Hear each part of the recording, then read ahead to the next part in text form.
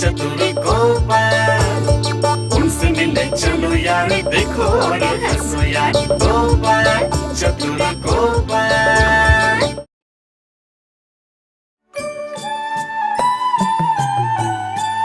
आप ऐसे मुंह पर हाथ टिका के क्यों बैठे हुए हो? नहीं, आज बिल्कुल भी अच्छा नहीं लग रहा है क्यों? भगवान। अब फिर से क्या हो गया? महाराज तो वापस ही आ गए हैं। अब तो राज्य का कार्य फिर से ठीक ठाक चलने लगेगा। नहीं भगवान नहीं, महाराज ने मुझसे पारसमणि की मांग की है और अगर नहीं दे पाया तो वो मायूस होकर फिर कहाँ चले जाएंगे पता भी नहीं चलेगा। ओ, ये बात है, तो फिर दे ही दो ना, उन्हें दे ही दो ना पारसमणि। अरे मैं भला कहाँ से पारसमणि ला कर दूँ? मुझे तो पता भी नहीं वो चीज कहाँ मिलती हे है। भगवान, तो फिर महाराज को आपने क्यों कहा कि आप उन्हें पारसमणि देंगे? कैसे समझाऊं? अगर नहीं बोलता तो महाराज हिमालय से कभी वापस नहीं आते। उनको वापस लाने के लिए ही तो मुझे ये बोलना पड़ा कि मैं उन्हें वो ला कर दूंगा। समझी? समझ गई, समझ गई, समझ गई। रुको रुको रुको, सोच कर देखती हूँ क्या किया जा सकता है। अब तुम भला क्या सोचोगी भगवान? कोई फायदा नहीं है। आखिरकार मुझे लगता है कि मुझे ही देशांतर के पार जाना होगा। अरे बाबा, आप अभी से मायूस मत हो जाइएगा। आपके साथ भगवान शिव भी तो है, भूल गए क्या? उनसे पूछने पर आपको बता सकते हैं क्यों? नहीं नहीं, सज्जन इंसान की साफ बात होती है। उन्होंने मुझसे पहले ही कह दिया है, सारी मुसीबत मुझे अकेले ही संभालनी पड़ेगी। अच्छा, क्या सिर्फ भगवान एक ही है क्या? बहुत सारे भगवान तो हैं। नहीं भगवान, स्वर्ग में बैठे कोई भी भगवान मेरी मदद नहीं करेंगे। वो लोग सब जरूर सब कुछ जानते हैं। सुनो सुनो, मेरे दादाजी कहते थे कि शास्त्रों में लिखा है हर एक इंसान में भगवान रहते हैं। तो इस राज्य के लोगों के साथ ही बात करके देखो ना, कोई ना कोई जरूर तुम्हें पारसमणि ढूंढने में मदद करेगा। हाँ, क्या इंसान के अंदर ही भगवान रहते हैं? फिर तो सोचकर देखना पड़ेगा। क्या मैं अंदर आ सकता हूँ? अरे अरे गोपाल, आए हो? आओ आओ, अंदर आओ। वहाँ उस मेज पर बैठो। बढ़िया, अब बताओ अचानक यहाँ क्यों आए हो? असल में मैं बहुत बड़ी मुसीबत में पड़ गया हूँ वैज्ञानिक जी। आपके पास इसलिए आया हूँ मैं। कहो, बिना किसी झिझक के तुम अपनी समस्या की सारी बातें मुझे बता सकते हो। देखते हैं अपनी ज्ञान बुद्धि की मदद से मैं तुम्हारी कितनी मदद कर सकता हूँ। हाँ। मैं महाराज को पारसमणि ला कर दूंगा ये कहकर उन्हें मैं हिमालय से वापस लेकर आया था। ये बात तो मुझे पता है। तब मैंने सोचा था कि वो उनका स्थायी पागलपन है, पर अब मैं देख रहा हूँ कि पारसमणि के लिए वो बड़े ही उतावले हो रहे हैं वैज्ञानिक जी। हाँ। अच्छा, तो पारसमणि से वो भला क्या करेंगे? उनकी आराध्य देवी ने उन्हें सपने में आकर पारसमणि के स्पर्श से इस राज्य को सोने का राज्य बनाने के लिए कहा है। ऐसा है क्या? बाबा रे। हाँ, और तभी तो वो राजपाट का सारा काम छोड़ हिमालय गए थे पूरी तरह साधना करने के लिए।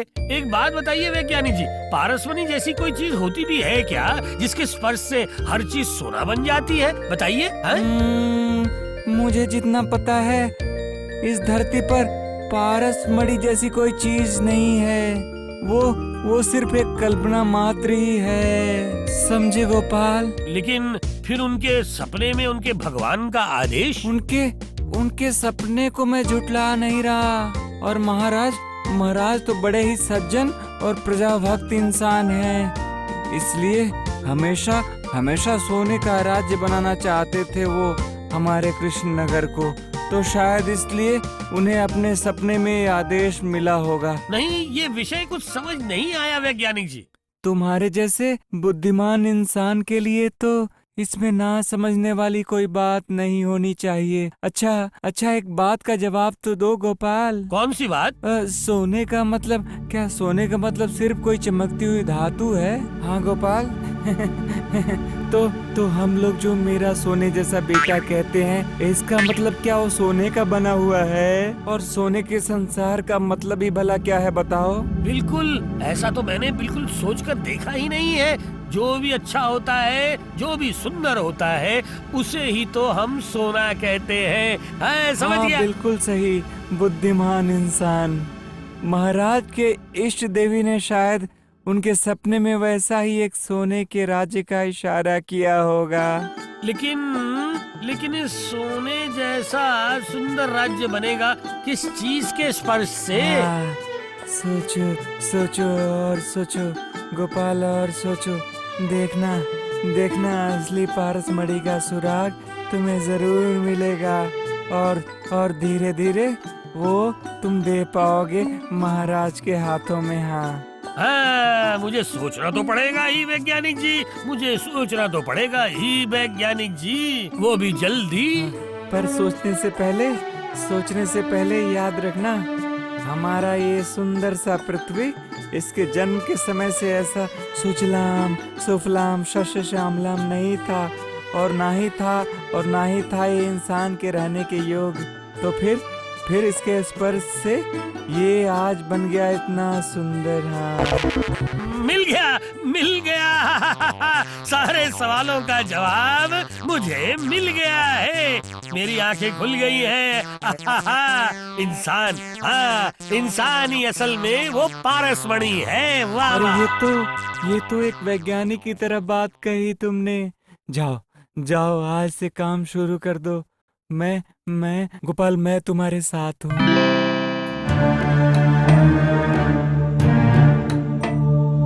अच्छा, सच कहिए, आपको क्या हुआ है? क्यों ये तुम क्यों पूछ रही हो भला? मैं क्या खुशी से कह रही हूँ, कोई वजह नहीं, कुछ नहीं। अचानक से राज्य छोड़ने की ठान कर आप चले गए हिमालय तपस्या करने। हालांकि आप गोपाल की कोशिश की बदौलत वापस आए, लेकिन पता नहीं क्यों आपका मन यहाँ नहीं है।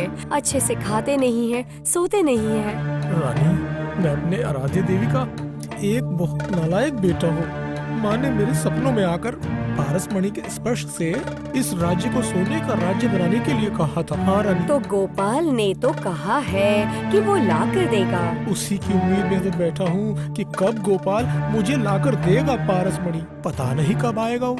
सुनिए, अब उस पारसमणि के बारे में सोचना बंद कीजिए। अच्छे से पेट भरकर खाना खाइए। हिमालय में खाना ना खाकर खुद की क्या हालत बनाई है आपने। क्या आपने एक बार भी आईने में देखा है? जब तक पारसमणि के स्पर्श से सोने का राज्य नहीं बना लेता, उतने दिन तक खाना ठीक से नहीं खाया जाएगा रानी। मैं सच कह रहा हूँ रानी। मैं कुछ भी नहीं सुनूंगी। उठिए, मैं कहती हूँ उठिए, खाना खाने चलिए। ओ गोपाल दादाजी, एक कहानी सुनाइए ना। बहुत अच्छी सी कोई भूत की कहानी। नहीं, भूत की कहानी बिल्कुल नहीं। भूत की कहानी सुनने से मुझे डर लगता है। इससे अच्छा एक शेर की कहानी सुनाइए। अच्छा, सुनाऊंगा। उससे पहले मेरे कुछ सवालों का जवाब दे दो। चलो बच्चों। अच्छा गुलटे, मुझे बता, तू तो पाठशाला में पढ़ाई करता है ना, तो तू बहुत अक्लमंद होगा। अच्छा एक बात बता, सोने का बेटा किसे कहते हैं? जो लड़का अपने बड़ों की बात का आदर करता हो, उसके बाद अच्छे से मन लगाकर पढ़ाई करता हो, और क्या? और जो जिंदगी में बड़ा बनने की कोशिश करता है। हाँ। वाह, तूने बहुत अच्छा जवाब दिया गुलटे। सच में तू एक सोने जैसा बेटा है। मेरी माँ तो मुझे प्यार से यही कहती है। अच्छा अब बता, किसी एक देश को सोने का देश बनाने के लिए क्या क्या चाहिए होता है? ये लो, सब लोग चुप क्यों हो गए? नहीं बता सकते? मैं एक बार कोशिश करूं? हाँ, जरूर कोशिश कर। हाँ? अच्छा गोपाल दादाजी, आप तो बहुत अक्लमंद हो, तो हमसे पूछे बिना आप ही बता दीजिए ना गोपाल दादाजी। मुझे सही में पता नहीं बेटा। बाबा, इतना बड़ा आदमी होकर भी नहीं जानते। आप सच कह रहे हैं ना? अरे मैं जरा सा भी झूठ नहीं बोल रहा हूँ, और शायद पता नहीं था, इसलिए पूरा एक दिन अंधेरे में रहा। समझ गया तू? तो क्या मैं बोलूं दादाजी? हाँ बोल। एक देश को सोने का देश बनाने के लिए चाहिए अच्छे से काम करने वाले लोग, जो उनके अच्छे राजा की बात सुनकर सोने जैसी फसल उगाए। हाँ, तूने कितनी अच्छी बात कही पूटी। अच्छे लोग, काम करने वाले लोग और अच्छा राजा, इन 3 चीजों के स्पर्श से ही तो बनेगा सोने का एक देश, और यही तो है असल पारसमणि। आहाहा, इतनी छोटी सी लड़की, पर आज तूने मेरी आंखें खोल दी बेटा। जा जा जा बेटी जा, झट से जाकर कागज कलम लेकर कागज आ। और कलम? कागज और कलम से क्या होगा? अरे जल्दी से एक सूची बनानी पड़ेगी बेटा।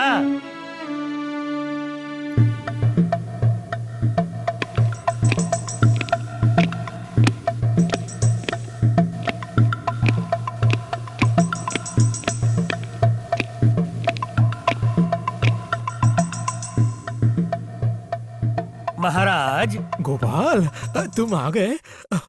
मैं ना तुम्हारे बारे में सोच रहा था। तो तुम पारसमणि लाए या नहीं? क्यों गोपाल, दो दो, मुझे दो। इतना उतावला मत होइए महाराज। मैंने कल रात को मेरे सपने में इस पारसमणि को देखा है। मुझे पता है महाराज कि वो मणि कहाँ है। तो मुझे अभी के अभी वो दो ना गोपाल। मैं उस पारसमणि के स्पर्श से ही मेरे राज्य को एक सोने का राज्य बनाऊंगा। हाँ, दूंगा महाराज, दूंगा दूंगा, मैं जरूर दूंगा, लेकिन उस मणि को मिलने में 1 महीना लग जाएगा। हैं? क्या 1 महीना? हाँ महाराज, सिर्फ 1 महीना। उसे लेने में तो इतना समय लगेगा ही ना महाराज, लेकिन मैं आपसे कुछ कहना चाहता हूँ महाराज। कहो गोपाल, कहो। मैं जरूर 1 महीने बाद आपके हाथों में वो पारसमणि लाकर दूंगा, लेकिन उसके बदले में आपको एक कसम देनी ठीक है, पड़ेगी। ठीक है। तुम्हें जो भी चाहिए मैं वो करने के लिए तैयार हूँ गोपाल। तुम सिर्फ एक बार मुझे कहो, मुझे करना क्या होगा? बहुत ही मामूली काम है महाराज, जरा सुनिए। जरूर गोपाल, 100 बार।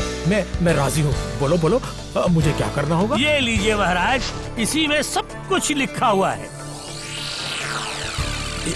ये काम, ये तो बहुत ही मामूली सा काम है गोपाल। हाँ महाराज, आप जैसे अच्छे राजा के लिए ये सही में बहुत ही मामूली काम है। तो फिर महाराज, आज से आप सिर्फ यही काम कीजिएगा, और मैं तब तक आपके लिए पारसमणि लेकर आता हूँ कुछ ही समय में। हाँ गोपाल, तुम बिल्कुल निश्चिंत रहो, परेशान मत हो। ये सारे काम मैं एक एक करके पूरा करता हूँ। तुम निश्चित हो जाओ। हाँ गोपाल, तुम निश्चिंत हो जाओ।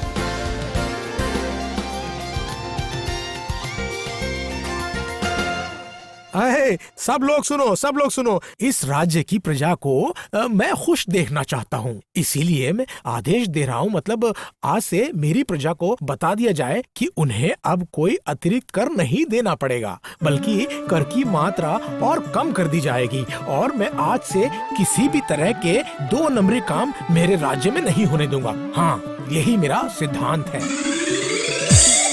जय महाराज की जय, जय महाराज की जय, जय महाराज की जय, जय महाराज की जय।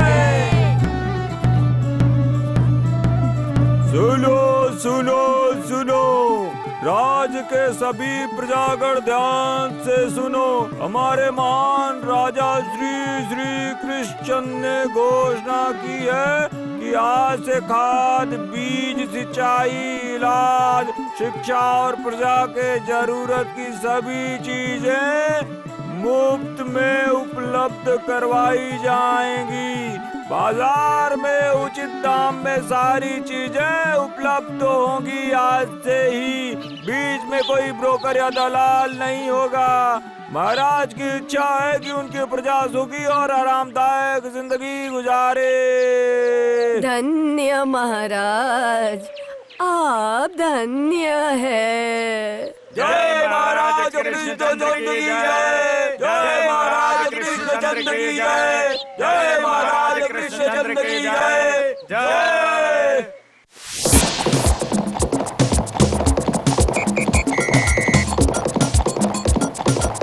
सच में ये हमारा सौभाग्य है कि महाराज कृष्णचंद्र वापस लौट कर आए हैं। ये है भगवान की कृपा, समझे। उन्होंने ही तो गोपाल भांड को हमारे राज्य में भेजा है, और हमारे गोपाल भैया ही तो हमारे राज्य में महाराज को वापस लाए हैं। मन में आया बकवास कर रहे हैं। चलिए चलिए मंत्री जी, चलिए, मत रुकिए, चलिए चलिए।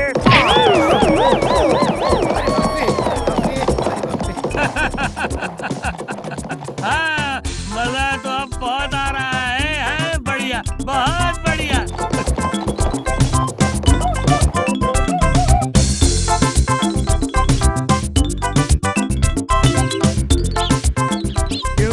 किसान भैया, इस बार तो तुम्हारी फसल काफी अच्छी हुई है। नहीं होगा, बिना मूल्य अच्छी खाद बीज और उसके साथ साथ अच्छी मात्रा में पानी जो मिला है। सिर्फ यही खेत नहीं, सारे खेतों में जैसे भगवान ने अपनी कृपा बरसाई है। तो फिर बुनकर भैया, इतनी सुबह सुबह कपड़े की गठरी लेकर आप कहाँ चले? बाजार में बेचने जा रहा हूँ भैया। क्यों बाजार क्यों जाओगे? इतने दिन तो दलाल तुम्हारे घर से ले जाया करता था। अरे भैया, महाराज का आदेश नहीं सुना तुमने? उन्होंने दलाली पूरी बंद कर दी है, समझे भैया। इससे हम लोगों को बहुत आसानी हो गई है, थोड़े ज्यादा पैसे कमा पा रहे हैं हम लोग आजकल। तो फिर फसल काटने के बाद हम लोग भी ज्यादा मुनाफा कमा पाएंगे, क्यों? जरूर पाओगे। बीच में से ये दलाल अब और हमें उल्लू बनाकर हमारे हक के पैसे लेकर मुनाफा नहीं कमा पाएंगे ना।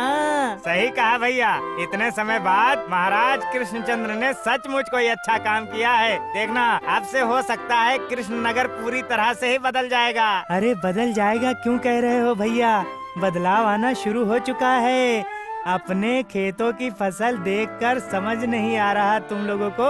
इससे पहले कभी ऐसी फसल होते हुए देखा था क्या?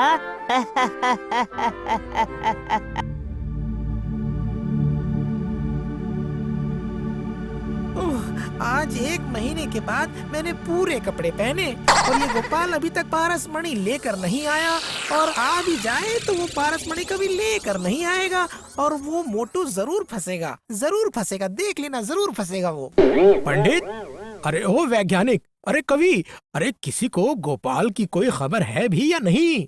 गोपाल की वापसी से खुलेगी हमारी किस्मत, चिंता नहीं महाराज। अब बस दिल से एक बार बोलिए, तू आजा, तू आजा, तू आजा, आजा। ये लीजिए, मैं आ गया। इस मोटे की हंसी तो देखो। अगर पारसमणि नहीं दे पाए ना तो तुम्हारी ये हंसी बिल्कुल गायब हो जाएगी, समझे तुम आ गए गोपाल, आ गए, आओ आओ आओ आओ गोपाल। मैं तुम्हारी बात कर रहा था। अब दो, अरे वो पारसमणि दो मुझे, चलो अभी के अभी निकालो। अरे उस पारसमणि के स्पर्श से मैं अभी के अभी इस राज्य को सोने का राज्य बना दूंगा।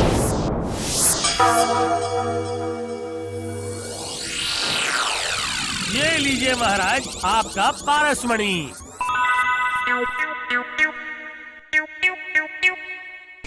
चलो गोपाल, चलो अभी के अभी चलो, मैं देखना चाहता हूँ इस मणि की महिमा को। हाँ चलिए महाराज, ये रहा आपका खाद्य भंडार महाराज। चलिए अब इस पारसमणि को अपने खाद्य भंडार के दरवाजे से स्पर्श करवाइए महाराज।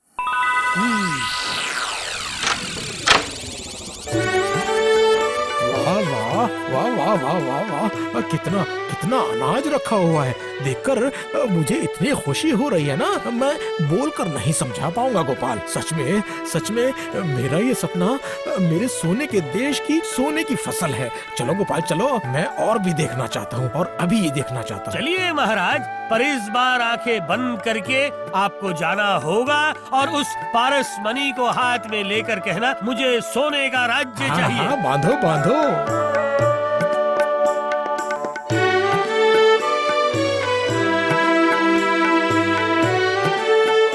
हाँ महाराज, अब कहिए। मुझे सोने का राज्य चाहिए, सोने का राज्य। सोना, सचमुच में सोना। जय महाराज कृष्णचंद्र की जय। महाराज कृष्णचंद्र दीर्घायु हो।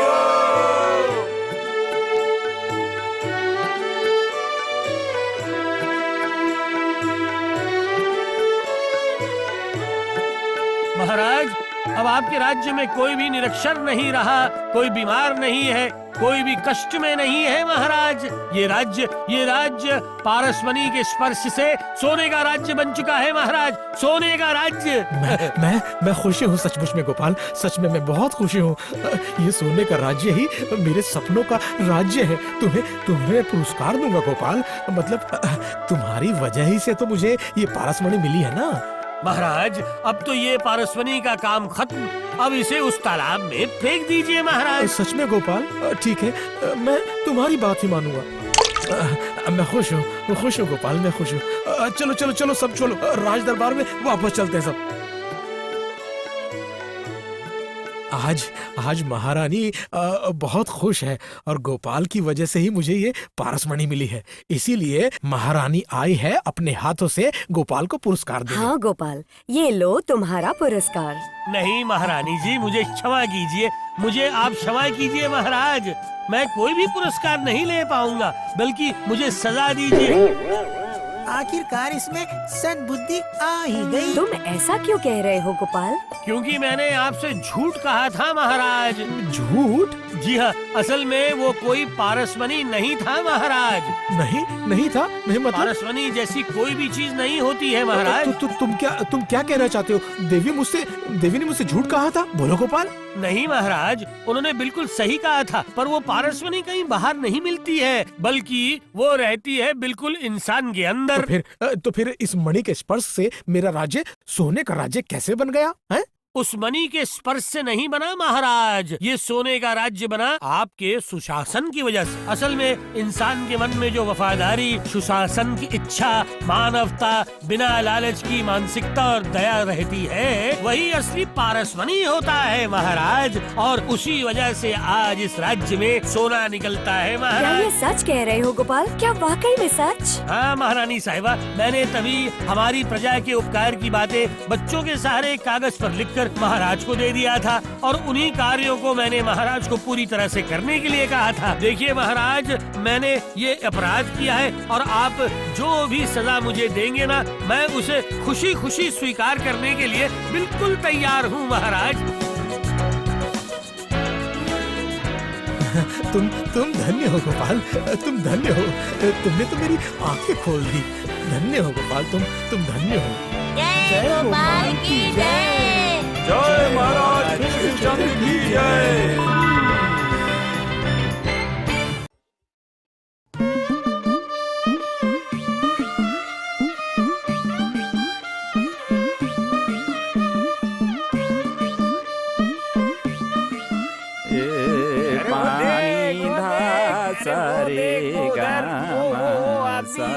देख वो आदमी कैसे गाना गाते आ रहा है, देख वो देख।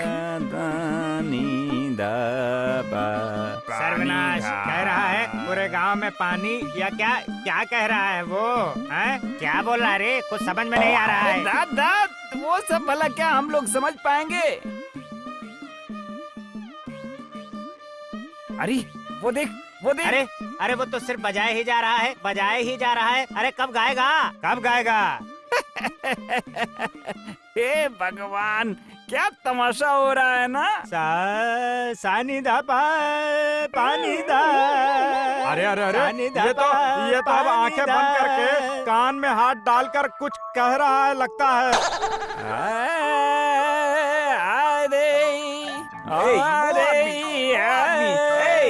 अरे वो अगर किसी को बुला रहा है क्या? देखो देखो। अरे कुछ भी तो समझ में नहीं आ रहा है। चलो चलो उधर चल के देखते हैं क्या बात है। चलो चले। तो भैया ये सब क्या हो रहा है? वो सारे लोग कहाँ जा रहे हैं गाते गाते? कहाँ?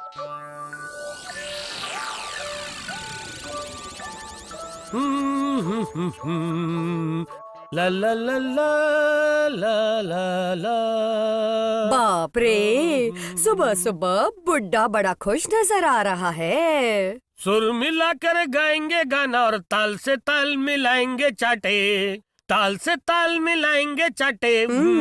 अच्छा मामला क्या है जी? इतनी सुबह सुबह भला किसने किसको चाटा मारा, जरा बताओ तो। ये तुम नहीं समझोगी भगवान, ये है कहरवा, दादरा, तीन ताल और झांप ताल। हाँ। मेरा सर है ये सब। मैंने आज तक आपको ताड़ के पकोड़े, ताड़ की खीर, ताड़ का ये, ताड़ का वो, कितना कुछ खिलाया, और आप कह रहे हो कि मुझे ताड़ नहीं समझ आएगा? हाँ। अरे ये क्या मुसीबत है, ये ताल वो ताल नहीं है भगवान। देखो ये ठीक नहीं हो रहा है, ये बिल्कुल भी ठीक नहीं हो रहा है। आप तब से पता नहीं मुझे ये वो बोले ही जा रहे हो। हाँ? अरे बाबा, राज दरबार में संगीत उत्सव होने जा रहा है, और क्या।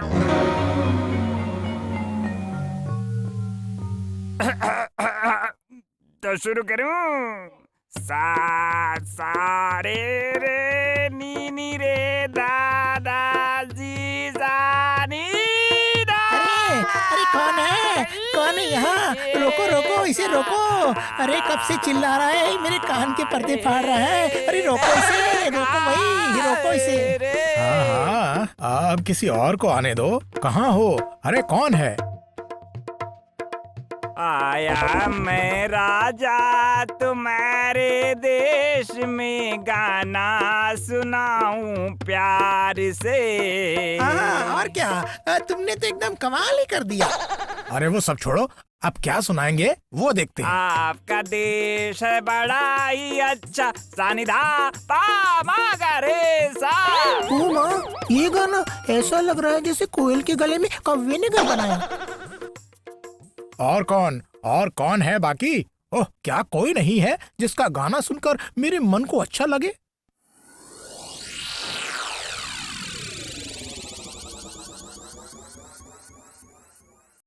ने सा दा सा ने दा सा। अरे रुको रुको, अरे बाप रे, अरे रुको, अरे बचाओ मुझे। हे भगवान, क्या मुसीबत है। गया गया पीला हरा ओरांग ओटांग, महाराज तो हो गए चित पटांग। ओह, संगीत की चोट से तो महाराज की हालत बिल्कुल खराब होने वाली है। हाँ? सिर्फ महाराज ही क्यों, हम लोगों की जान भी बस निकलने ही वाली है। हाँ,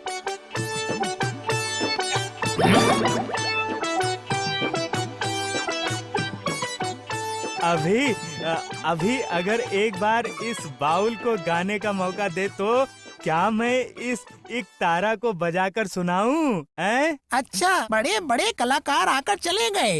ये भिखारी बाउल कहता है ये गाकर महाराज का दिल जीतेगा। हाँ, ये दिल जीतेगा भला है।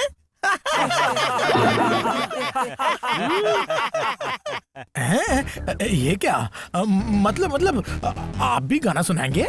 ओ माँ, महाराज की क्या किस्मत, अब बाउल सुनाएगा गान, वो भी सुबह और शाम।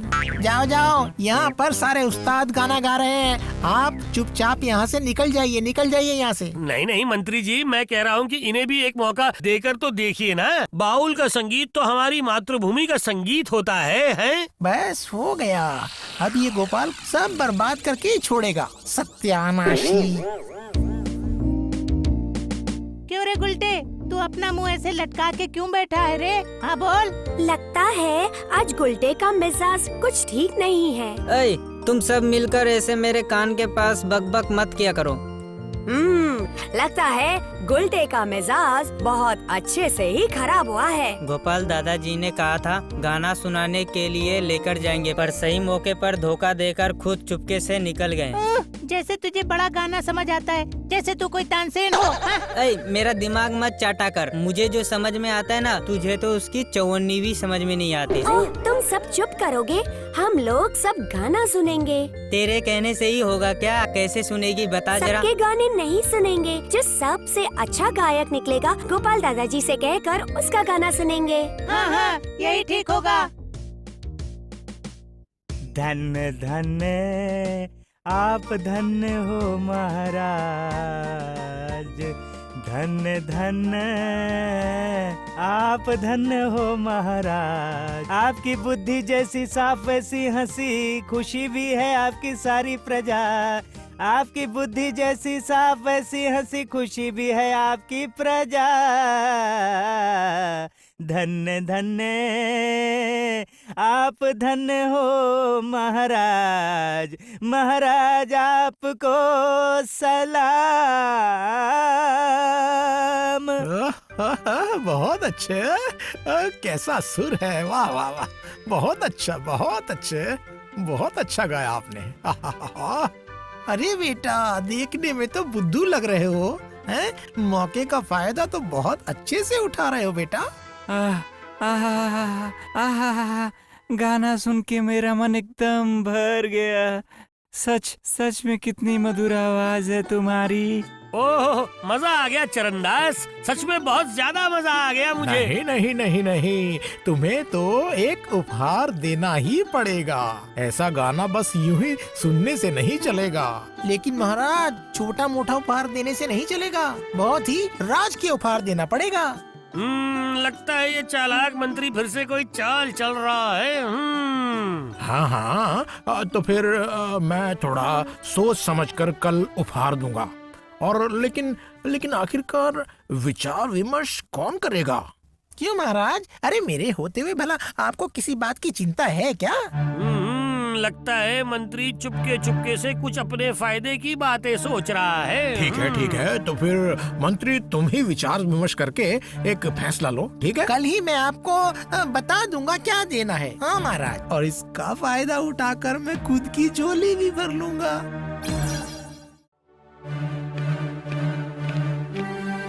वैसा का वैसा ही, मैंने कितना कहा कि जल्दी आना, लेकिन ये नहीं सुधरेगा, कभी कोई काम सही करता ही नहीं। मैं आ गया हूँ मंत्री जी। अरे क्या तुमने मुझे खरीद लिया है? बोलो, तुम्हें कितने बजे आने को बोला था? थोड़ी देर हो गई। ये थोड़ी सी देरी? अरे तुम्हें मैंने जिस काम के लिए बुलाया था वो भला हुआ कि नहीं? अरे बाबा, होगा सब होगा। आप सिर्फ अपने मुंह से एक बार आदेश तो दीजिए। काफी बड़े आकार का और देखने में सुंदर एक असाधारण हाथी होना चाहिए। हाथी? अब भला हाथी किस काम के लिए चाहिए? गोपाल के पसंदीदा उस चरणदास बाउल को उपहार दिया जाएगा। वाह वाह, ना रुपया ना पैसा, बस हाथी। ठीक है, तो मैं अभी के अभी महाराज के हाथी के अस्तबल में से एक हाथी लाने का इंतजाम करवाता हूँ। मूर्ख हो, बहुत बड़े बेवकूफ हो तुम। कौन? और कौन? तुम। क्यों? अरे महाराज के हाथी के अस्तबल से अगर तुम हाथी लाओगे तो मेरी जेब में भला कुछ आएगा क्या? समझा। इसलिए आप हाथी को बाजार से ही खरीद कर लाने के लिए कह रहे हैं, यही ना? बिल्कुल सही। जाओ और देरी किए बिना अभी के अभी निकल जाओ, और कल सुबह सूरज निकलने से पहले ही मुझे हाथी चाहिए, समझे तुम? जाओ अब। लेकिन इस हाथी को लाने की मुसीबत अपने ऊपर लेने के लिए मतलब मुझे कितना फायदा होगा? क्या ये जरा से काम के लिए तुम पैसे मांग रहे हो? पैसे चाहिए तुम्हें? हैं? अच्छा, सामान्य एक बाउल गाय को उपहार देने के लिए असामान्य एक हाथी खरीद कर अगर आप कुछ पैसों का फायदा कमाना चाहते हैं तो उन पैसों से थोड़ा मेरे लिए मांग कर क्या मैंने कोई गुनाह कर दिया? बोलिए मंत्री जी। दिन ब दिन ना तुम्हारा लालच बढ़ता ही जा रहा है सेनापति। सब आपसे ही सीखा हुआ है। क्या कहा? तुमने मुझसे सीखा है? मैंने कब सिखाया तुम्हें? हैं? आहा, आप भला हाथ पकड़कर क्यों सिखाएंगे? देखकर भी तो बहुत कुछ सीखा जा सकता है ना? चाहे आप गुस्सा कीजिए या कुछ और, मैं तो आपको ही मेरा गुरु मानता हूँ, है ना? हाँ, ठीक है। 70-30, ठीक है? 70-30? हाँ, 70 मेरा और 30 तुम्हारा। नहीं हो पाएगा, 30 में बिल्कुल नहीं हो पाएगा। क्या तुम मेरे मुंह पर मुझे मना कर रहे हो? पता है मैं तुम्हारे खिलाफ महाराज से शिकायत कर सकता हूँ, शिकायत। किस बारे में शिकायत करेंगे? हाथी खरीदने को लेकर हम दोनों के हिस्से के बारे में? ठीक है, तो फिर चलिए, तो फिर महाराज ही तय कर देंगे कि किसको कितना हिस्सा मिलेगा। नहीं, ज्यादा छोड़कर फायदा नहीं। अच्छा, ठीक है। तुम ही कहो कि कितना चाहिए तुम्हें? आधा मतलब 50-50, समझे? ठीक है, वही होगा। पर सेनापति, दिन ब दिन ना तुम बहुत शातिर बनते जा रहे हो। सब कुछ तो आपसे ही सीखा हुआ है गुरुजी। ठीक है, छोड़िए, राज को से हाथी खरीदने के लिए पैसे निकाल कर दीजिए। चलिए। देख लीजिए महाराज, मैं पुरस्कार अच्छे से सजा कर लाया हूँ। तुम्हारा मतलब हाथी? मतलब एक हाथी? ऐसा बड़ा सुंदर राजकीय उपहार, मतलब महाराज जैसे आप इतने विशाल हैं, बिल्कुल वैसे ही आपका पुरस्कार भी विशाल है। बेटा, अब समझ आया, इस दुबले मंत्री के दिमाग में इतना सब कुछ था। सच में मंत्री, तुमने ढूंढकर इतना उपयुक्त उपहार निकाला है। जवाब नहीं तुम्हारा। ये उपहार सही में एक राजकीय उपहार है। आहा। ये क्या? मेरा मतलब ये क्या? इसे लेकर अब मैं क्या करूं? इतना तो ना करके उपहार लेकर खुश होकर अपने घर जाओ भाई। हाँ, तो ये है सबसे अच्छे गायक का पुरस्कार। लोग देखकर अपनी आंखें नहीं हटा पाएंगे। हाँ, पर इधर तो बाउल गायक की आंखें सर पे चढ़ गई हैं। इस उपहार को अगर घर लेकर गया बेचारे बाउल की क्या हालत होगी। मेरी मती मारी गई थी क्या, जो मैं महाराज को गाना सुनाने आया था। जय महाराज कृष्णचंद्र की जय, जय महाराज कृष्णचंद्र की जय।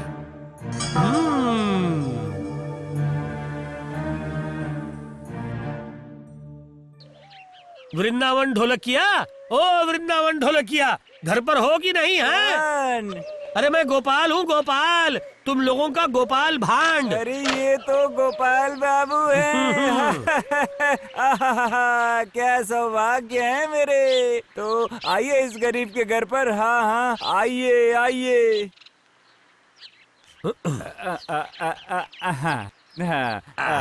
तो अब बोलिए, मेरे पास कौन सी जरूरत खींच लाई। अच्छा, क्या तुम्हारे पास ढोलक, ढोल, मंजीरा, मृदंग, झांझ, डफली, ढोल, मजीरा, बोलो बोलो बोलो। हाँ है। मैं ठहरा वाद्य यंत्र बजाने वाला। तो फिर ये सारी चीजें अगर मेरे पास नहीं रहेंगी तो क्या राज्य में किसी और के पास रहेंगी। चलो ठीक है, तुम्हारे पास है ये सुनकर मैं निश्चिंत हो गया भाई। तो फिर भाई वृंदावन, कुछ दिनों के लिए तुम्हें वो सारी चीजें उधार में देनी पड़ेंगी मुझे, है? चलेगा ना? उधार? पर किसे?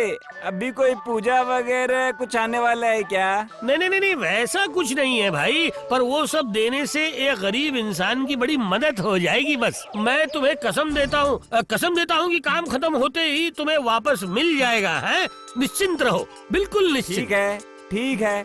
जब आप खुद आकर मांग रहे हैं तो फिर आपको कैसे मना करूं बताइए। ना कैसे करूं बताइए। हाँ बोलिए। मुझे याद है जब मैं इस राज्य में पहली बार आया था, तब दुर्गा पूजा के दौरान महल में ढोल बजाने का काम देकर आपने कितना बड़ा उपकार किया था मुझ पर। हाँ, तो तुमने अभी तक वो सारी बातें याद रखी हैं? याद नहीं रखूंगा। मैं जितने दिन जिंदा रहूंगा उतने दिन याद रखूंगा। अच्छा, क्या वो सारी चीजें आप अभी लेकर जाएंगे? नहीं, जिसे वो चाहिए कल सुबह वो खुद आकर मेरा नाम लेकर ले जाएगा। हाँ ठीक है, चलो अब मैं चलता हूँ। अभी के अभी चले जाएंगे क्या? रुकिए, कुछ खा कर जाइए, कम से कम थोड़ा सा खा लीजिए। अरे नहीं भाई, आज बहुत जल्दी में हूँ, समझ गए? चलता हूँ, पर वादा करता हूँ अगर ये काम अच्छे से निपट गया ना तो मैं खुद तुम्हारे घर आकर खाना खाऊंगा। हाँ, चलता हूँ अभी। ठीक है, तो फिर ठीक है।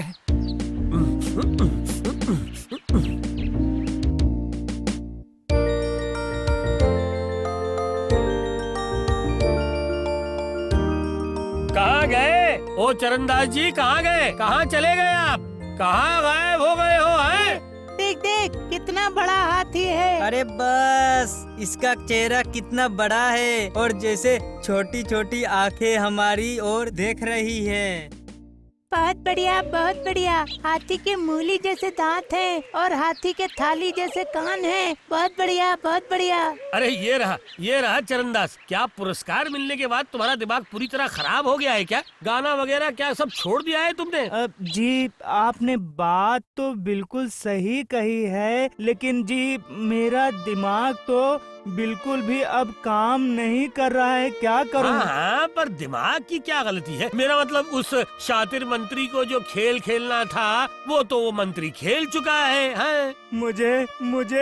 मुझे उन्होंने बिल्कुल बर्बाद कर दिया है।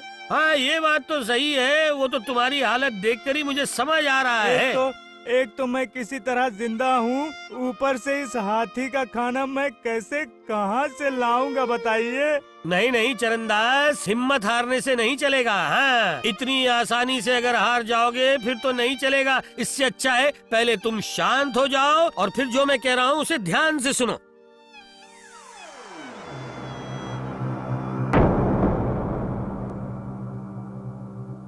महाराज, अरे चारों ओर लोग आपको धन्य धन्य कह रहे हैं।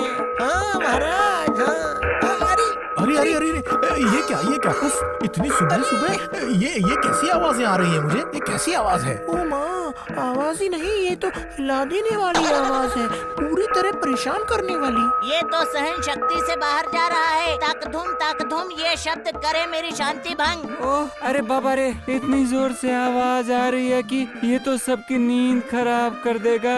कैसी राक्षसी और फटी हुई आवाज है। अरे ओ मंत्री, अरे चुपचाप पेड़ की तरह खड़े रहोगे क्या? अरे बोलो ना, मुझे तो कुछ समझ नहीं आ रहा है कि किस चीज की आवाज है ये। क्यों महाराज, इतने सारे ढोलक, ढोल, डफली, घंटियां मतलब गूंज रही है। कैसे सुरों की बहार छाई हुई है पूरे महल में। उफ, इस सुर के चक्कर में तो बस मेरी जान निकलने ही वाली है। बहुत अजीब है ये, इतनी आवाज वाला कहाँ से आ रही है? तो क्या ये भी मुझे ही ढूंढ कर निकालना पड़ेगा? क्या नहीं, मतलब वो अभी मैं जाकर देखता हूँ, मतलब मैं देखता हूँ। जाओ अभी के अभी ढूंढ कर निकालो कि किस चीज की आवाज है ये। उफ, मेरे कान और सर दर्द करने लग रहे हैं।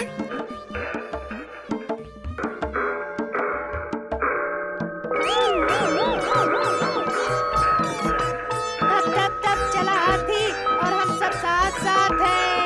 ये कोई ऐसा वैसा हाथी नहीं है, ये तो कलाकार हाथी है, जिसे कहते हैं अकेले ही 100 के बराबर। ये कोई ऐसा वैसा हाथी नहीं है, देखो कोई ऐसा वैसा हाथी नहीं है। इसके गले में बांधा है, इसके गले में बंधा हुआ है घंटियां। डफली जो जीतेगा तुम सबका मन, ये नहीं कोई ऐसा वैसा हाथी, ये नहीं कोई ऐसा वैसा हाथी, ये नहीं कोई ऐसा वैसा हाथी।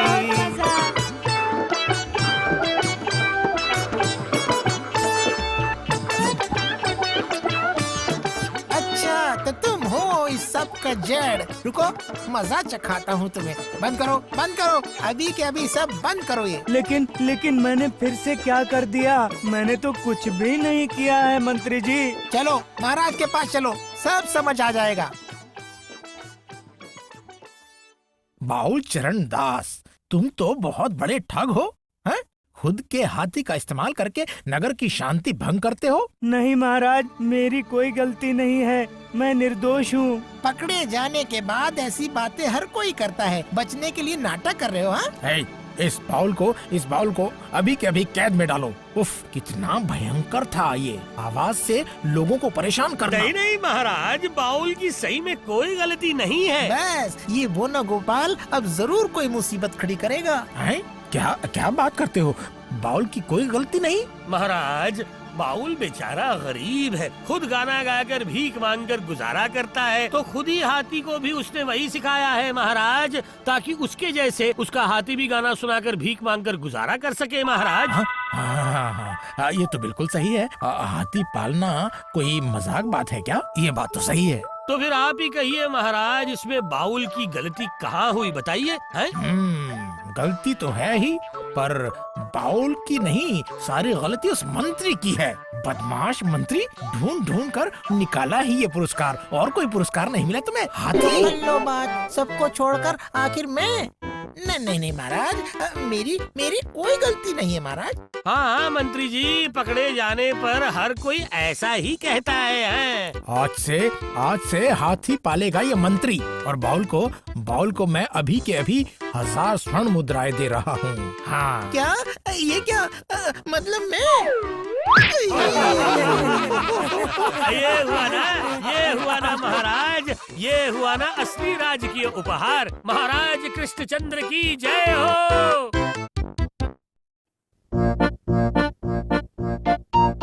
अरे हेट चल। अरे ये मिट्टी के टुकड़ों के साथ भला क्या बाहर आ गया? नहीं, देखना पड़ेगा तो। अरे ये क्या? अरे बाप रे बाप, अरे बाप रे, ये पत्थर कैसे चमक रहा है रे, आंखें बिल्कुल झुलसा देती हैं। जरूर कोई कीमती पत्थर होगा, कहीं हीरा तो नहीं है? मैंने सुना है हीरो से ऐसी चमक निकलती है। अरे बाप रे, अगर ये हीरा निकला तो मैं कहाँ जाऊंगा? ये तो सर्वनाश हो जाएगा। अरे रामू, कैसा है? तेरी खेती बाड़ी कैसी चल रही है? मुझे देखकर रामू ने अभी कुछ छुपाया है ना? तेरे गमछे में क्या है रे रामू? नहीं नहीं, ऐसा वैसा कुछ नहीं, ऐसा वैसा कुछ नहीं है, बस थोड़ा सा चिवड़ा और गुड़ है। अगर भूख लगी इसलिए आपकी भाभी ने दिया था। ओ, तो फिर मुझे देखकर क्यों छुपा लिया है? नहीं नहीं, मैं भला छुपाऊंगा क्यों? ये देखिए, देखिए ना। देख, अब चिड़िया और गुड़ क्या देखूं मैं? सोना चांदी हीरे जवाहरात तो है नहीं, मैं चलता हूँ। बाल बच गया। अगर देख लेता तो 1000 सवाल पूछता और उसके बाद महाराज को जाकर बताता। चल गया, जान बची। अभी मुझे कुछ काम निपटा लेना पड़ेगा। पहले होरोनाथ सुनार से अच्छे से पता करना पड़ेगा कि असल में है क्या, हीरा या मामूली पत्थर, पता करना पड़ेगा। सुनार भाई साहब, जय गुरु, क्या बात है, कहो, कुछ बनवाना है क्या? हाँ? नहीं, तो फिर मैं कह रहा था, ये क्या है बताएंगे? देखिए तो, ये पत्थर क्या है? जय गुरु, ये तो सर्वनाश हो गया। आप ऐसा क्यों कह रहे हैं? ये पत्थर क्या है? जय गुरु, अरे पत्थर किसे कह रहे हो? ये तो असली हीरे हैं। हीरा? सच कह रहे हैं? जय गुरु 7 पुश्तों से सुनार का काम कर रहे हैं हम लोग, इसलिए इस मामले में मुझसे कोई गलती नहीं हो सकती। ये है असली हीरे। पर तुम्हें ये सब कहाँ मिले? बताओ कहाँ मिले? मेरे खेत में हल जोतते समय अचानक हल लगने की वजह से बाहर निकल आया। आश्चर्य, ये क्या मतलब, इतने सारे हीरे? हाँ? जय गुरु, तुम तो बहुत भाग्यशाली हो। हाँ, आप ये सब खरीद लेंगे? नहीं, इन हीरों को खरीदने की क्षमता मेरी कहाँ। सुनो, मैं कहता हूँ कि ये सब लेकर तुम मुर्शिदाबाद चले जाओ। वहाँ पर बहुत बड़े बड़े हीरो के व्यापारी हैं, वो लोग ही इनके उचित दाम देकर इनको खरीद लेंगे। ठीक है? जय गुरु। मुर्शिदाबाद? हो, जितना जल्दी हो सके चले जाओ। अपने पास ये सब रखना ठीक नहीं है, क्योंकि कृष्णनगर में गुणी चोर जैसे केले पोचा है, जानते ही हो, है ना? केले पोचा? हाँ, केले पोचा। और पता है, हवा के भी तो कान होते हैं। जय गुरु। अगर हवा में बहते बहते एक बार इन हीरो की बात केले पोचा के कानों तक पहुँच गई, फिर तो जय गुरु, मतलब ईश्वर का दिया पाकर भी तुम इसे खो दोगे। नहीं, हाँ, जाऊंगा, मैं कल ही मुर्शिदाबाद चला जाऊंगा, लेकिन आज के लिए इन्हें मैं कहाँ रखूं? जय गुरु, एक काम करो, आज इनको मेरे पास छोड़ दो और कल लेकर चले जाना। जय गुरु, यही ठीक रहेगा।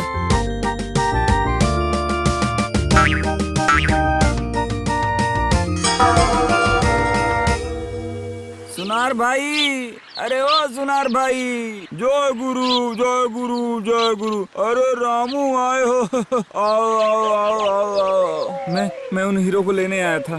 जय गुरु। हीरे? भगवान की कसम खाकर कहता हूँ कि वो सब मैंने तुम्हें अभी तक तो दे दिया है। आप ये सब क्या कह रहे हैं? आपने मुझे हीरे कब दिए और मैंने कब लिया? मैं तो अभी आया हूँ।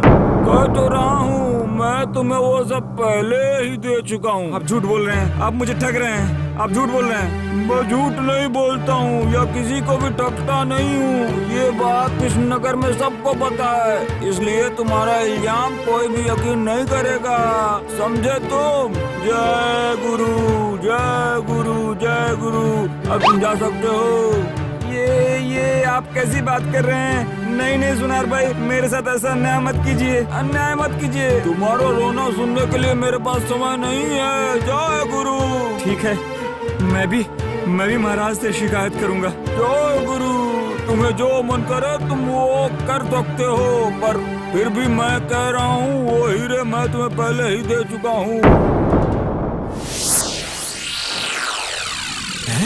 क्या बात करते हो? मिट्टी के अंदर से हीरे निकले हैं? जी हाँ महाराज। अच्छा, उस दिन वही सब कुछ मुझसे छुपा रहा था ये। क्या कहते हो? होरेनाथ सुनार के पास उन्हें छोड़ भी आए तुम, लेकिन अब वो देना नहीं चाहता तुम्हें, हैं? सिर्फ कहता है भगवान की कसम खाकर कहता हूँ, वो सब मैं तुम्हें देख चुका हूँ।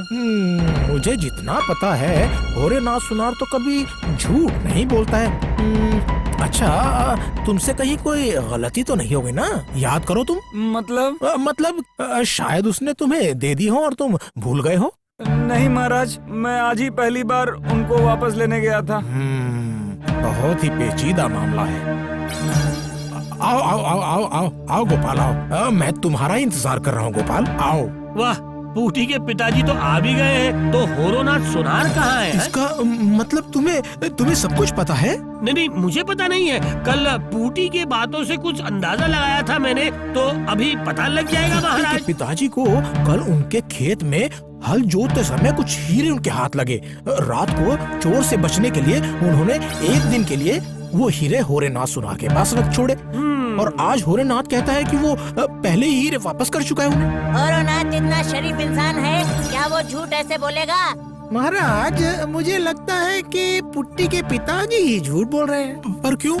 हीरे वापस मिलने पर भी झूठे आरोप लगाकर होरेनाथ सुनार जैसे इंसान को सबके सामने बदनाम करना चाहता है। हाँ महाराज। लेकिन इस पूटी के पिताजी जैसे भोले भाले किसान को इससे क्या फायदा होगा? होरेनाथ जैसे एक शरीफ इंसान को भी क्या स्वार्थ हो सकता है?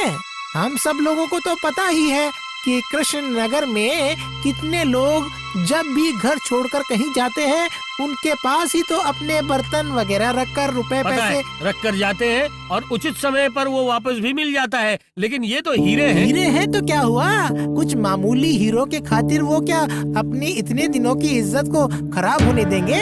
इज्जत को खराब होने देगा कि बर्बाद होने देगा, वो तो मुझे नहीं पता मंत्री जी। हाँ, पर लग रहा है कि कहीं पर तो कोई गड़बड़ जरूर है। बेचारे पूटी के पिताजी झूठ नहीं बोल रहे हैं। ठीक है ठीक है ठीक है, बहस बंद करो। कल इन दोनों को ही राज दरबार में बुलाया जाए, समझे? सेनापति, ओ सेनापति। कहिए महाराज। पहरेदार को कहो कि कल दरबार में होरेनाथ सुनार और पुट्टी के पिता को हाजिर किया जाए। जी ठीक है महाराज। तो फिर सुन लिया ना तूने सब कुछ है? हाँ, मैंने सुना और सुनकर बहुत मजा भी आया। मजा क्यों आया तुझे? क्योंकि इस कृष्ण नगर में सिर्फ मैं ही तो चोर नहीं हूँ, यानी मेरे से भी बड़े चोर हैं यहाँ पर। क्यों? सुन, जब तक किसी को सबूत के साथ नहीं पकड़ लेते, तब तक उसे चोर कहना ठीक नहीं है। इसके बारे में आप निश्चिंत रहिए गोपाल भैया। आज आधी रात को मैं होरोनाथ के घर घुसकर उन हीरो को वहाँ से निकाल कर साबित कर दूंगा कि आज शराफत का चोला ओढ़ा हुआ होरोनाथ असल में कितना बड़ा ठग है। अगर तूने सही में ये कर दिखाया तो मैं मान जाऊंगा। तेरे कौशल को महाराज से सिफारिश करके मैं तेरे पुरस्कार का इंतजाम जरूर कर दूंगा। कहा तो कि आप निश्चिंत होकर घर चले जाओ। कल सुबह रो रो कर पागल हो जाएगा वो होरोनाथ बाबा जी।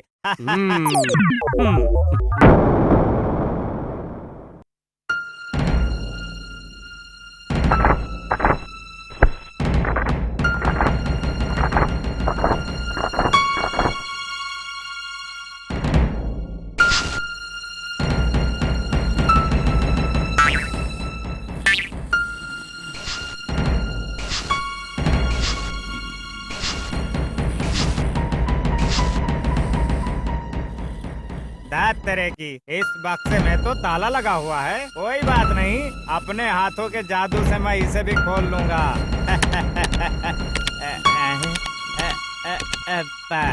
बस लो, ये खुल गया। लगता है इस बक्से के अंदर ही है वो। नहीं, जब एक बार करवट बदली है, इसका मतलब उसकी नींद हल्की हो गई है। उसे जड़ी बूटी की खुशबू सुंघा देता हूँ। और फिर बाकी की रात एक शव की तरह सोएगा, है ना?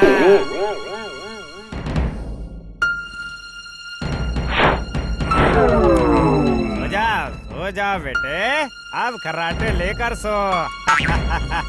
अगर तू है शरीफ चोर तो मैं हूँ गुणी चोर।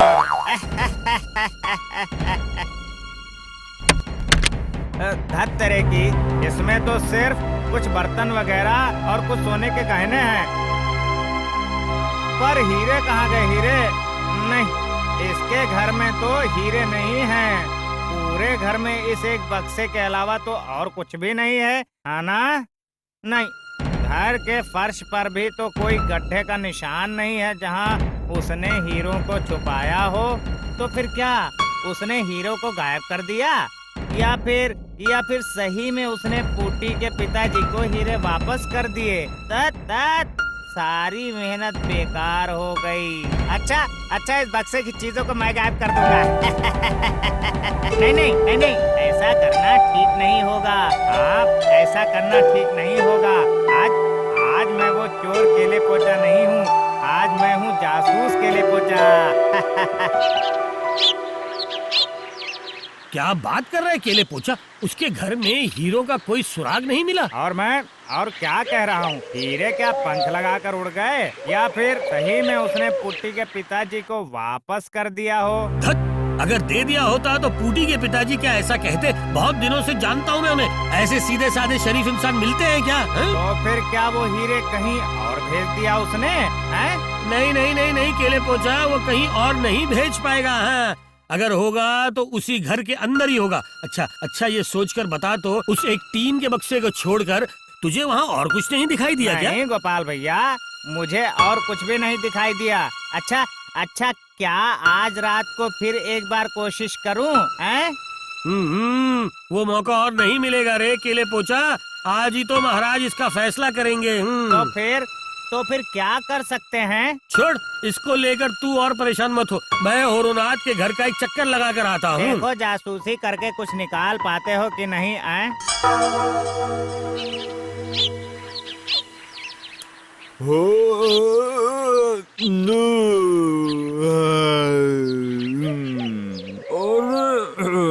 सोकर उठने में इतनी देर हो गई है। ये क्या ये बक्सा बिस्तर के नीचे से यहाँ कैसे आया? अरे इसका ताला भी तो खुला हुआ है। सरुनाल कल रात को दीवार में गड्ढा खोदकर घर में चोर घुसकर बक्से का ताला तोड़कर बक्सा छान गया है। देखता हूँ कुछ चोरी की है क्या? नहीं, सब कुछ तो ठीक है। इसका मतलब कुछ भी तो ले नहीं गया। हो सकता है अंधेरे में उस चोर की नजर उस लाठी पर पड़ी ही नहीं। अच्छा। जय गुरु। होरोनाथ घर पर हो क्या? होरोनाथ? कौन? ओ गोपाल, क्या हुआ? मुझे देखकर चौंक क्यों गए भाई? है हे भगवान, तुम्हारे दीवार में ये खड्डा कैसा भाई? कल रात को क्या चोर आया था? और मत पूछो, दिन ब दिन चोरों का उपद्रव इतना बढ़ गया है कि। ये तो बिल्कुल सही कहा तुमने। कीमती कुछ लेकर तो नहीं गया ना? अभी कैसे बताऊं? कहो तो हिसाब लगाकर देखना पड़ेगा। अच्छा, तुम हिसाब लगाना शुरू करो, मैं बाद में फिर कभी आऊँगा। अरे इस लाठी के बारे में तो केले पोचा ने मुझे कुछ नहीं बताया। शायद उसकी नजर ही नहीं पड़ी होगी। हाँ, ये क्या आप उधर कहाँ जा रहे हैं भैया? अब आप चलिए, मुझे हिसाब मिलाकर देखना पड़ेगा कि मेरा कितना नुकसान हुआ है। अरे मुझे होरोनाथ ऐसे भगाने की कोशिश क्यों कर रहा है भला? क्या हुआ? जाइए ना आप। अरे मेरा दिमाग अब जगह पर नहीं है भाई, जाइए। अब आप जाइए। ठीक है जा रहा हूँ। तुम थोड़ी सावधानी से रहना भैया।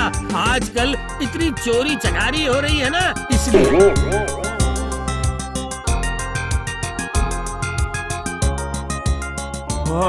चलो भैया, किसी तरह जान बची। सुनार भाई साहब, अरे ओ सुनार भाई साहब, सुबह मेरे घर पे राजा के सिपाही कैसे प्रकट हो गया? अरे भैया, तो फिर क्या रामू किसान ने महाराज से शिकायत की है? क्या पता। हाँ, बोलो क्या बात है? महाराज के आदेश के अनुसार आज आपको दरबार में हाजिर होना पड़ेगा। इसका मतलब रामू ने महाराज से शिकायत की है। ठीक है, महाराज से कह देना मैं बिल्कुल समय पर हाजिर हो जाऊंगा। ठीक है, जय गुरु।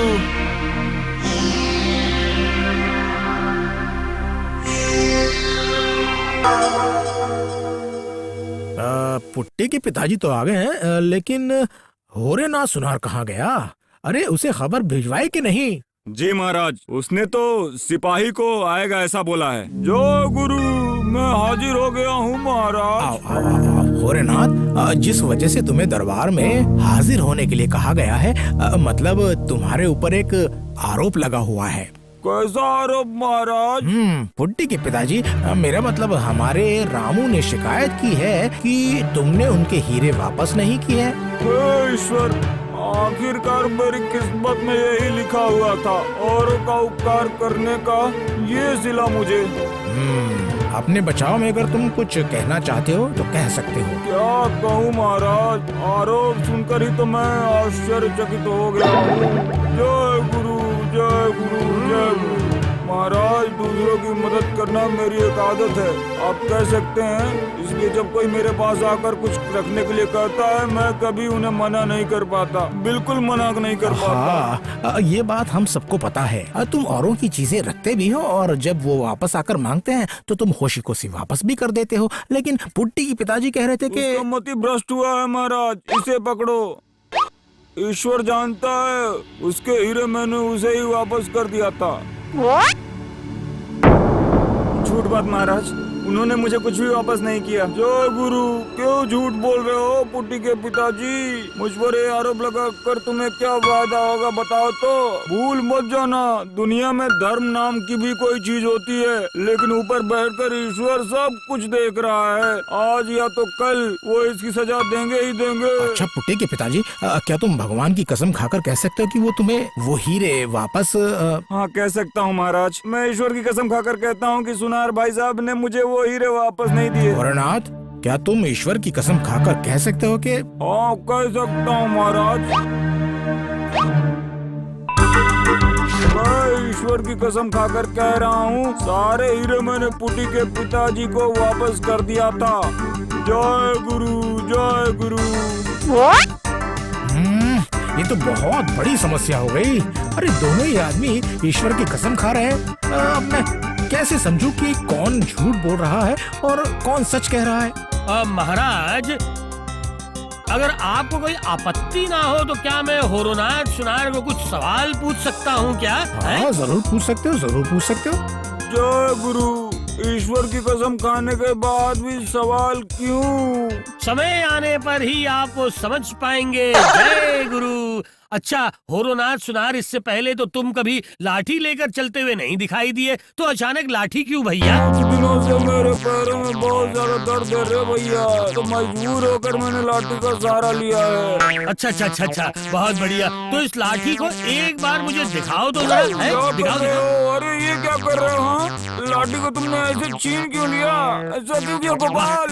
ये लाठी काफी मोटी तगड़ी बैठ की बनी हुई है, ये बहुत मजबूत है। ये लाठी ना मुझे बहुत पसंद आ गई है, ये लाठी मैंने ले ली भैया। नहीं नहीं नहीं नहीं नहीं नहीं नहीं, ये लाठी तुम बिल्कुल भी नहीं ले सकते हो। ये मेरे काम की लाठी है, बड़े काम की लाठी है। अच्छा, बहुत काम की लाठी है। ठीक है ठीक है, बिल्कुल ऐसी ही दिखने वाली एक लाठी मैं तुम्हें खरीद कर दूंगा, लेकिन इसे मैं अब अपने पास रख रहा हूँ। खबरदार गोपाल भांड, वो लाठी न मिलने पर मैं इस दरबार में ही कुरुक्षेत्र शुरू कर दूंगा, समझे तुम? ये क्या हो रहा? एक मामूली लाठी के लिए तुम इतना बवाल मचा रहे हो? बवाल तो यकीनन मचाएगा ही महाराज, क्योंकि इस लाठी के अंदर ही तो छुपा है उसके प्राणों का भौरा, है ना जय गुरु? ये खेल तो बहुत मजेदार बन गया है अब।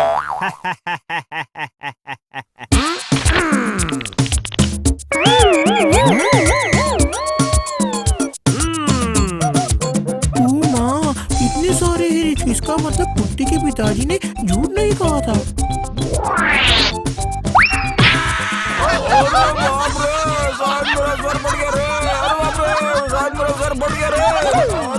मुझे हर कोई गुणी चोर कहता है, लेकिन तुम तो मेरे से भी एक कदम आगे निकले। तुम हो कलाकार चोर, क्यों? कैसे शरीफ इंसान बनकर उन हीरो को साफ कर दिया था, हैं? अरे इससे पहले ठग को पकड़कर कैद खाने में डालो और इसे 1 महीने के लिए अंदर रखो, फिर इसका फैसला होगा।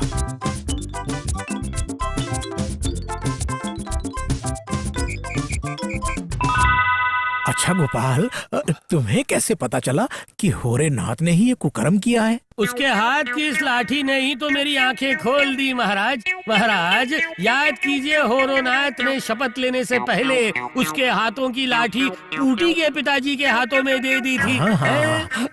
याद आया और शपथ खत्म करके उसने लाठी को वापस अपने पास भी ले लिया था। उस लाठी के अंदर थे वो हीरे, तो लाठी को दूसरों को देना मतलब कुछ समय के लिए उन हीरों को दे देना हुआ, इसलिए उसका कहना झूठ भी नहीं हुआ। असल में धार्मिक इंसान है ना, इसलिए बड़ी कुशलता से धर्म को बिना चोट पहुंचाए निकल जाना चाहता था, लेकिन बच नहीं पाया महाराज। धन्य गोपाल, धन्य, सच में तुम धन्य हो।